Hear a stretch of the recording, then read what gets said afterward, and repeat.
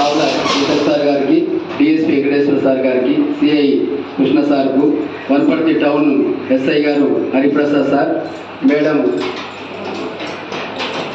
గారు, మిగతా పెద్దలు, పోలీస్ డిపార్ట్మెంట్ శ్రీనివాస్ రెడ్డి అన్న, మిగతా పెద్దలందరికీ మరోసారి ధన్యవాదాలు తెలియజేస్తూ, మేడం గారు ఎన్ని పనులున్నా కూడా మనకు వచ్చి ఈరోజు విలేకరులు వాళ్ళు ఆరోగ్యంగా ఉండాలి, ప్రాణాలు కాపాడుకోవాలి, కుటుంబం బాగుండాలని మనందరూ దీవించినందుకు మేడం గారికి ప్రత్యేక ధన్యవాదాలు రేవి టైలర్ మన్యవాణి నుంచి తెలియజేస్తూ, వచ్చిన విలేకరులు కూడా మేడం చేతుల మీదుగా ఒక ఎలిమెంటు వాళ్ళు కూడా షాలో కప్పాలని మీ ఆశీస్సులు వాళ్ళ విన ఉండాలని మనం చేస్తూ మేడం గారిని ఫస్ట్ మేడం జర్నలిస్ట్కి సంబంధించింది కాబట్టి దాని గురించే మాట్లాడాను. ఒకసారి నేను బాలల హక్కుల కమిషన్ మెంబర్గా పనిచేస్తున్నందుకు దాని గురించి ఒక 2 మాటలు పత్రికల విలేకరులకు తెలియజేసుకుంటున్నాను.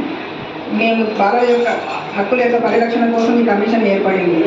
అంటే పిల్లలకు సంబంధించి 0 to 18 years ఉన్న వాళ్ళు ఎవరి యొక్క హక్కులు భంగం కలిగినప్పటికీ చూసే బాధ్యత మా కమిషన్కి ఉంటుంది.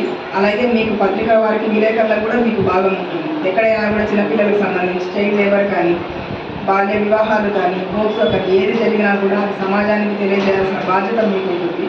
అందులో మంచిది చెడేది తెలుసుకొని మంచిని మాత్రమే ఉన్నట్టుగా మీరు ప్రజలకు అందిస్తారని నేను కోరుకుంటున్నాను. ఇంకొకటి, చైల్డ్ మ్యారేజెస్లో మనం అనుకుంటున్నాం ఇది మన బాధ్యత, ఎక్కడైనా జరిగితే మనకేముంది మనకు సంబంధం లేదు కదా అని.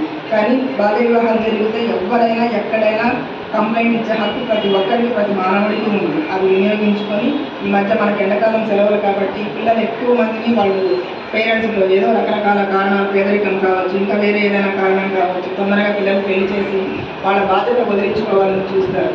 దాంట్లో సమాజంలో మనమందరికీ భాగస్వామ్యం ఉంది. వాళ్ళందరినీ 18 సంవత్సరాల తర్వాతనే పెళ్లి చేసుకునే హక్కు ఉంది కాబట్టి చట్టపరంగా మన దృష్టికి వచ్చింది. ఎవరైనా కూడా మనం కట్టడి చేసి కంప్లైంట్ ఇచ్చి దాన్ని ఆపే హక్కు మనకు ఉంది. కాబట్టి దాన్ని వినియోగించుకోవాలని నేను ఈ సందర్భంగా తెలియజేసుకుంటున్నాను.